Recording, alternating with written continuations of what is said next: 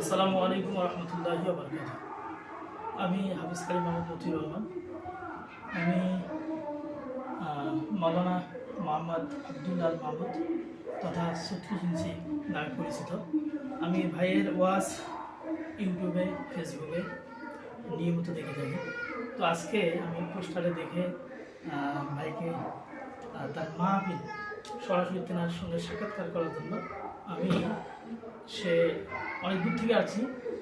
তো আজকে আমি ভাইয়ের সাক্ষাৎকার পেয়ে দেখা পেয়ে আমি নিজেকে আনন্দিত, মানে এটা মনে হচ্ছে আমার আশাটা পূরণ হলো।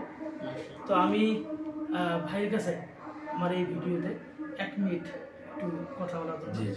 আলহামদুলিল্লাহ, ওনার কথাটা শুনে আমার অত্যন্ত ভালো লাগছে।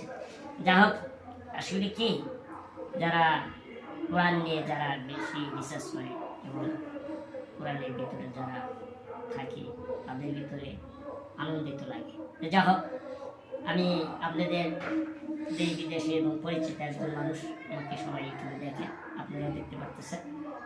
আমার বড় ভাই মাওলানা মতিউর রহমান, উনি অত্যন্ত ভালো মানুষ, আমাকে দেখার জন্য অনেক দূর থেকে আসছে।